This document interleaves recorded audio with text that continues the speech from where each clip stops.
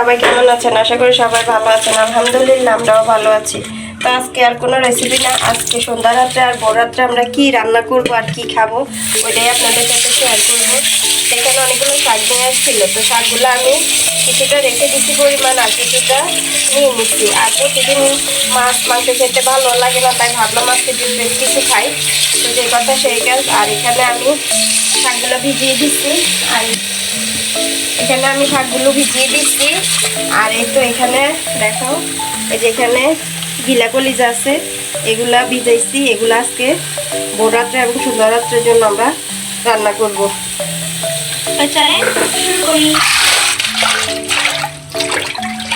এভাবে ভালো করে কয়েকবার শাকগুলো ধুয়ে নিব।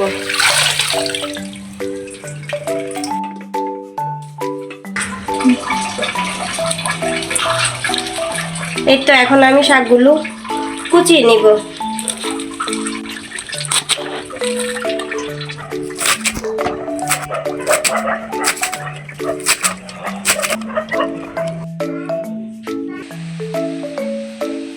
এখন সামান্য পরিমাণ লবণ দিয়ে দিব। কিছুটা কাঁচামরিচ, পেঁয়াজ, তারপর রসুন এগুলো রাখছি শাকগুলো বাগার দিতে। তো আমি আগে কাঁচামরিচটি দিয়ে দিব। এখন শাকগুলো সেদ্ধ হয় আসা পর্যন্ত একটু নেড়ে ছেড়ে দিব। এটা আমার শাকটা হয়ে এসেছে, এখন বাগার দিব নামিয়ে।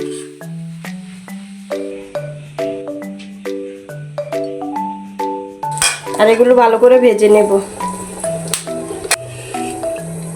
রসুন কুচি,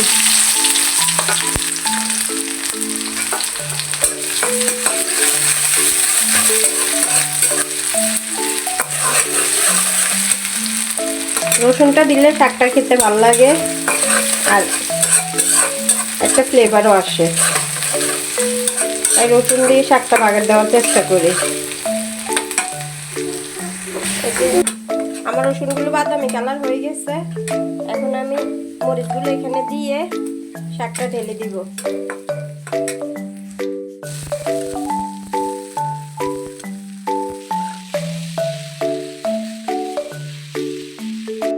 অনেকগুলা রান্না করে নিব। আর এখানে আমি অনেকগুলো গিলে কলিজা নিচ্ছি আজকে ভোর রাত্রের জন্য, আর সন্ধ্যা রাত্রের জন্য এগুলাই আমরা খাবো। তো এগুলা ভালো করে ধুয়ে নিচ্ছি। আমি অফ ক্যামেরায় আরো কয়েকবার ধুয়ে নিছিলাম। এই যে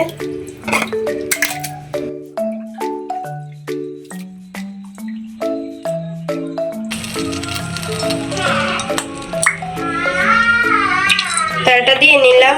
এখন এক এক করে সবগুলো মশলা দিয়ে নিব। প্রথমে পেঁয়াজটা আর মরিচটা ভালো করে ভেজে নিব।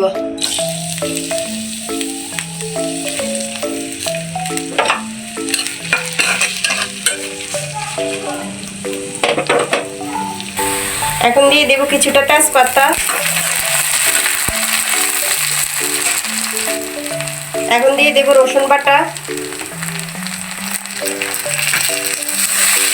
আর এই রসুন বাটাটা ভালো করে একটু নেড়ে মিশিয়ে নিব। আর এখন দিয়ে দিব আদা বাটা,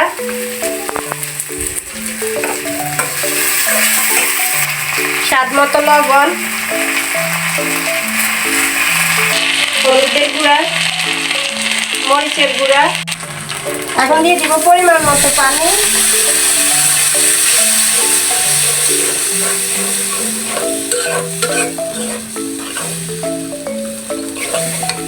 এখানে গরম মশলার গুঁড়িটা অ্যাড করব।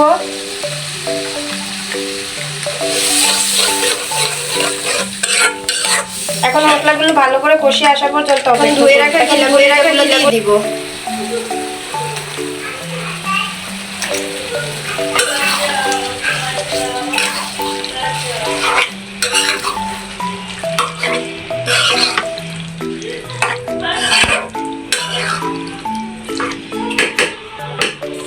এখন একটু ঢাকা দিয়ে রেখে দিব।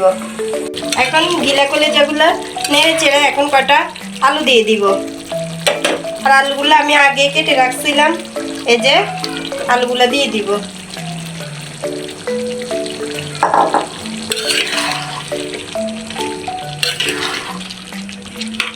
তুমি তো সবসময় রেসিপি শেয়ার করো, আজকেরটা কি? আজকেরটা হচ্ছে সন্ধ্যা রাত্র, আর ভোর রাত্রে আমরা কি খাবো সেটাই সবাইকে আমি দেখাতে চাইতেছি। ঠিক আছে, এখন আবারও একটু ভালো করে নেড়ে ছেড়ে দিয়ে আমি এখানে কিছুটা টমেটো কেটে রাখছি, টমেটোগুলো এখানে দিয়ে দিব।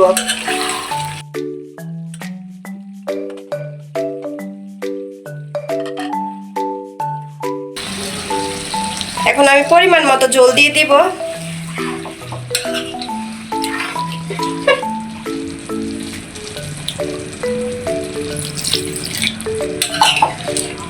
এই তো আমার ঝোল দেওয়া হয়ে গেছে, আর এই ঝোলের ভিতরে আমার পুরোটা গিলা কলিজাও সেদ্ধ হয়ে যাবে, আর এই যে ছোট ছোট করে আলুগুলো কেটে দিচ্ছি এগুলোও সিদ্ধ হয়ে যাবে। আর এই তো আমার ঘিলা কলিজা রান্না হয়ে গেছে আজকে ভোর রাত্রের জন্য, শাক ভাজি আর এই ঘিলা কলিজা ভুনা। তো আমার ভিডিওটি আজকে এই পর্যন্তই। সবাই ভালো থাকবেন, সুস্থ থাকবেন, আল্লাহ হাফেজ।